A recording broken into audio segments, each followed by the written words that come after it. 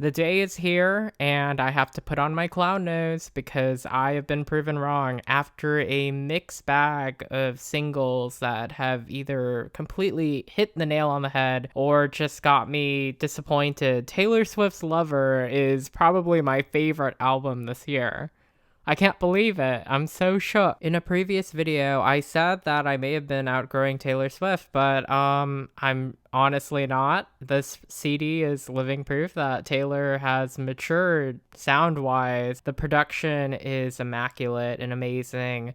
The work done by Joel Little and Jack Antonoff. Stellar stuff on the non-single tracks. And you know what? I'm just gonna get started. The very first track is a song called I Forgot You Existed, which I speculate to be about Calvin Harris, but you know what? It could apply to a rogues gallery of villains in Taylor's life. And it's just so breezy and nice and short and sweet. It's a good tone setter. And it's kind of like a leftover residual track from Reputation in some senses in the tone, but instead of it being something that's like, yo, like, I hate this person or I love them too much, it's indifference. And that's something Taylor rarely sings about. So I found myself going, whoa, this is actually a really good first track. A lot of secret sessioners said that this was akin to State of Grace. I don't agree with that. I think State of Grace is still her best opener, but for an album opener, solid track, really liked it. I don't have much to say about it. It's relatively short. The next track is Cruel Summer, and it is my favorite track, one of my favorite tracks at least, off this record. I am so surprised that it has not been given the single treatment, despite being teased multiple times. This song right here, it is an atmospheric bop. It is proof that she's evolved her sound. It reminds me of Carly Rae Jepsen's Want You in My Room. Romantic as hell. It's literally heart-yearning Taylor Swift that makes people love her. It's literally like, I wish this had been single one. It's like Getaway Car on steroids. It's a dream come true. I'm just fangirling off the song. The bridge, guys, like, oh my god, I can't even talk about it. I normally try to keep a professional vantage point or whatever, but this song really did it for me. And I think it was because the other tracks that she had released prior to this, they've grown on me, but this was the first track that made me go, whoa, okay, this record is not a dud. There's an alcohol mention in there, so that's how you know it's gonna be a bop. Honestly, Cruel Summer is that song. I highly recommend it. It is a highlight. I think this is one of her best track twos. I'm willing to say that it can go head to head with Blank Space. I'm not sure if that's just me being high from this album or just the next track is the title track of the record. It's called Lover, and it's very low key and very sweet and saccharine in a way that's authentic. I personally did not like the track on my first listen, but it eventually grew on me to become one of my more favorite tracks on the record. I wouldn't list it in my top 5, but I adore the sentiment behind it. The music video is a gorgeous masterwork. And honestly, you know, if you are someone who is in love right now and you relate to the song and you feel it, great for you. But me and the rest of the bitter singles out there, I guess we just don't get it quite yet. I do like the bridge on the song, and I do see it becoming a popular wedding song in the near future, very near future. But it still hasn't clicked with me quite yet. I think one day it will, but that's the hopeless romantic in me.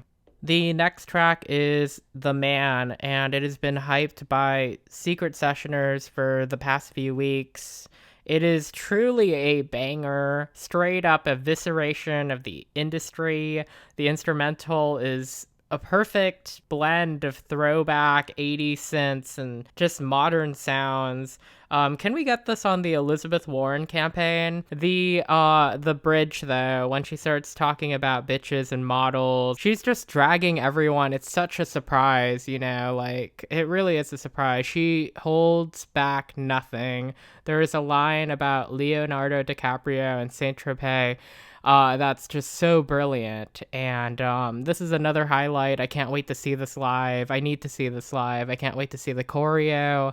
This deserves a video and a single treatment. I'm not sure if it'll get it. All you neckbeards out there who will hate the song for being a feminist anthem, go choke. The next track is The Archer, which is one of my top 5 songs off the album. I really enjoyed this track on first listen. It's something that, in the larger picture of Lover, doesn't fit as well as I thought it would have fit, but it's such a nice respite from the rest of the soundscapes on the album to have this bare song about Taylor's vulnerability and her making an admission that it's hard to be someone in a relationship with her, not just romantically, but friend-wise. She takes blame on the song, and it's really personal and it cuts deep. I remember seeing a comment on Popheads, the Reddit, saying that this is a song that someone would slow dance to at prom. I totally feel that. This is it's a really good song, and it's a good showcase of what Jack and Taylor can do together. The next track is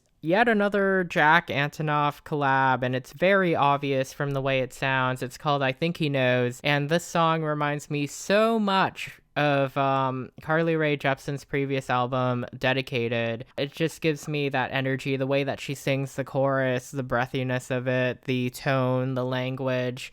It feels like a Carly Rae Jepsen song, but it still retains Taylor's touch, Taylor's personal lyricism. I really do enjoy that track. It reminds me of King of My Heart in some ways, but it's a little bit better constructed lyrically. Her ability to sing fast and cram the feeling of being smitten, that's just trademark Taylor. The chorus is infectious and gorgeous. I definitely play this on a boombox outside of my lover's window at 3 in the morning. I do recommend this track. The next track and its title had me a little bit worried early on. It's a Joel Little collab called Miss Americana and the Heartbreak Prince. As you know, Joel Little is a frequent collaborator with Lorde. He worked with Taylor on Me, and he also worked with Lorde on her first CD and a couple of tracks off Melodrama. Miss Americana is a masterwork in song storytelling. I can't really unpack how amazing the song is in some ways. I like to think that it reminds me of the storytelling that she did earlier on in her career in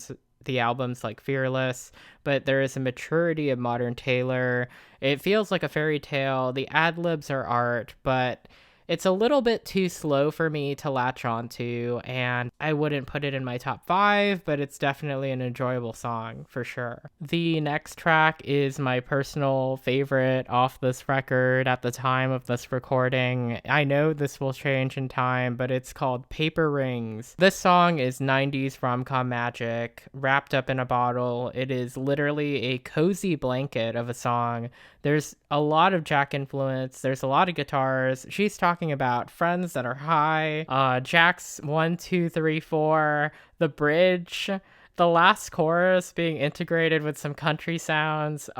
This is Speak Now's Child mixed in with some Holy Ground, Stay, Stay, Stay, and Weezer song that I really adore. It's called I Was Wondering If You Want. It's a confusing title. I Want You To is essentially the name of the song. It reminds me of that song in the storytelling aspect and just how happy it is. Like, I want paper rings for myself, guys. Like, if you notice that I sound a little different or odd or maybe a little bit too emotional, I am on a Dayquil. I am sick right now. I shouldn't be recording this, but I'm doing this for you guys. And no one's gonna stop me from reviewing a Taylor record on opening weekend. No one, not even my job. The next track is Cornelia Street, which a lot of fans have likened to the song Holy Ground. I really did enjoy this track. It's a song about being so scared about someone leaving you that you'd never walk the same streets again if they walked away. And I imagine this to be a more grown-up version of Holy Ground in that it takes us on a journey with Taylor through New York, through 2016, through a period of time in her life. The piano echoes the same energy as that song that she did from the last album, Reputation, New Year's Day. I think this is one of her most personal songs to date. There is just a layer of specificity and rawness to this track that I did not see in any of the tracks from Reputation. Cornelia Street is so romantic and heartbreaking, and one of the songs that I definitely would highlight or put within my top 5 at the moment. The next track is Death by 8,000 Cuts, which is another Antonov production. You can really tell it's an Antonov production because it has these really funky pianos playing in the background that remind me of the pianos from Lord's Greenlight. It's not my favorite track yet. It's a little bit odd, and I've seen a lot of people compare it to filler. I don't agree. I don't think much of the CD is filler at all. I think everything, despite not being 100% cohesive, it does fit within the theme, and I would miss those tracks if they were to be gone, except me, maybe. Actually, no, I would definitely miss me. Death by 1,000 Cuts is definitely a grower of a song. It vaguely reminds me of The Other Side of the Door, thematically and also just the way the melodies work. The next track is London Boy, and yes, that is Idris Elba at the beginning of the track speaking. London Boy is like Galway Girl in some senses. Galway Girl by Ed Sheeran from Divide. Depending on who you are, if you're from London, I imagine you think the song is cheesy, but I love it. It's not my favorite by any stretch. It's a little bit on the nose, but the cheerleading energy, that is what I love. I love cheerleading sounding Taylor. I love the instrumental. I love how playful she is with the language. It's a little bit cheesy, I will admit, but it's a good track nonetheless. Now we're entering the next track, which is Soon You'll Get Better, featuring the Dixie Chicks, and this is the prerequisite sad Taylor Swift song, but this isn't about any relationship. This is about the one that she has with her mother, and specifically how she dealt with her mother's cancer. The Dixie Chicks are relegated to being a complimentary sound on the chorus. They don't have their own verse, which makes sense. In many ways, the song parallels The Best Day, which is another song about Taylor and her mother. There is a rawness to the vocals, an honesty, the way the instrumental's constructed. I actually almost cried when I heard this. I almost cried, which is really insane because I rarely cry when I listen to albums. There's just so much to unpack here. It's so personal, and it really feels like a real, genuine look into their relationship. Taylor has always made wonderful, devastating songs. If you listen to a cut that she released a few years back called Ronan, about a kid with the disease. Honestly, don't quote me on any of this. It is a song, that song wrecked me. This song wrecked me. The song will probably wreck you if you're that type of person who gets emotional over things. And then she gave me whiplash on the next track. It's called False God. It is sensual, slick. It reminds me of Style. There's just something that's so forbidden to Taylor Swift making sexy songs. It's very odd. And this isn't like Dress either. This is really a song that made me go, whoa, is this Taylor? Throughout the history of pop music, love as a religion has been a motif, but it is wonderfully done here. It feels new. The production is just beyond amazing. It is Jack yet again. Literally, some of the lyrics in here are just spicy, and not just Christian mom spicy, but really out there. I'm surprised that who let her record religions in your lips, even if it's a false god? We might just get away with it. The altar is my hips. Woo, that is something that's just not something you'd expect from Taylor Swift of anybody, but life is a surprise, and sometimes sometimes you get surprised by a Taylor Swift track, and this is track 13, so magical number, guys, magical number. The next track is You Need to Calm Down. I made an entire video talking about that. Still, I have some mixed feelings about it, but it is a jam. I'm moving on to Afterglow, which is one of my favorite tracks, definitely top 5. I just love the way that the song comes together. It is just truly like everything that I wanted from Taylor. The chorus is one of my favorites. The vocals, admission of fault. Anytime Taylor admits that something may be her fault, that makes the song like 10 times better. I don't even know why. Like, it's not even like a thematic decision. It just so happens that she makes bangers whenever a song is about her admitting that like she set fire to the relationship or it may have been her fault. Songs about forgiveness are just like really insanely personal, and Afterglow is one of those tracks that just makes me go, whoa, like, damn, that is like true love right there. Whoa, and the bridge, guys. She has done really good bridges on nearly all of these songs, but the bridge on Afterglow, it is great. I cannot wait to hear this live. I hope she does a really cute speech at the beginning of this because great song. Next track is Me, and honestly, the song, by now you guys should all know that I am not the biggest fan of Me, but I will say for people who still 100% defend the song, I love it now, you know, but like in an ironic way. Like, I will totally play the song whenever I feel a little bit narcissistic. I read the other day that she removed the line, spelling is fun, from this track, and boo. Like, literally, boo. I love that line. I love it now. I think it's hilarious. I think it's great. And we should reinstate it. When I go to the Lover World Tour, I will yell spelling is fun. When it is time to yell spelling is fun. That part of the song, it's my favorite now. The next track is It's Nice to Have a Friend, and it gave me some Big Little Lies tease at the beginning, like cold little heart energy.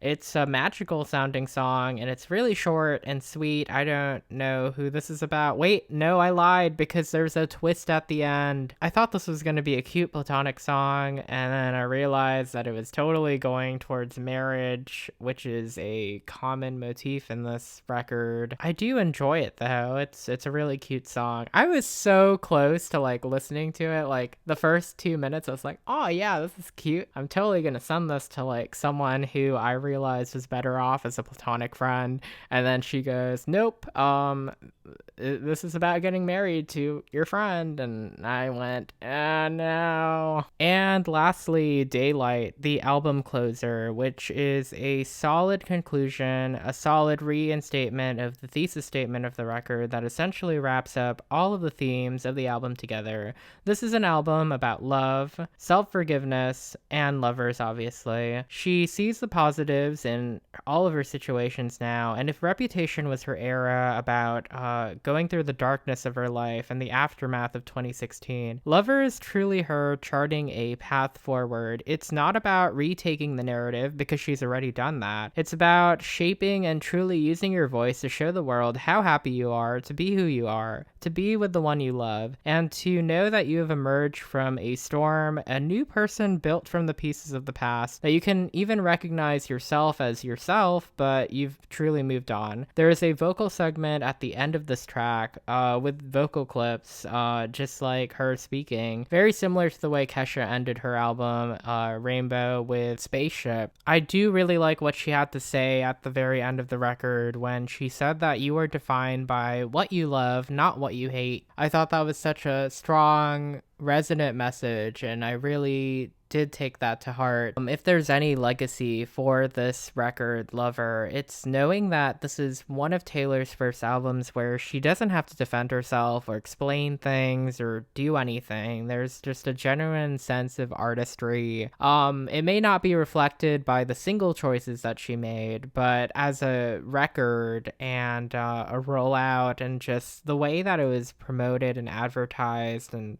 all that stuff, like, honestly, it's a labor of love, and I genuinely really do like this record. I would rank this a little bit above Reputation. I do enjoy it on the same level I enjoy 1989, which surprised me. There are some sparks of Red and Speak Now in here. I do not know where she's going next. I'm excited to see where that happens, but this current era, like honestly, this record is truly remarkable. I enjoyed it as a Taylor stan. I feel full, satisfied. I cannot wait to re-listen to all of this and dissect this even more. This is just a quick, really fast review of the record, just so that you guys are satiated and hear some of my thoughts. I really wanted to get this out fast. I am sick right now. I am going to definitely record that Carly Rae Jepsen thing. I am so sorry about promising way too much on my Twitter.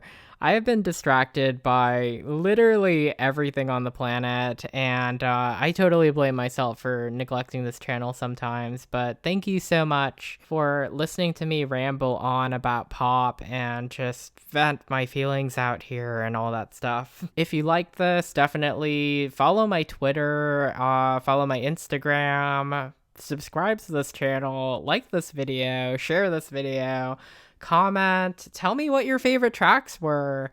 And also, you know what? Like just whatever, like live life. This record is brilliant. I loved it. I can't wait to finally do that Carly Rae Jepsen video that I've been promising you guys forever, but for now, I'm definitely going to re-listen to this album and lament how terribly single I am. Like, no one loves me. Well, you guys probably do like me enough to follow my channel, so thanks guys. I'm signing off before I start rambling. Remember, Swiftie first, American second.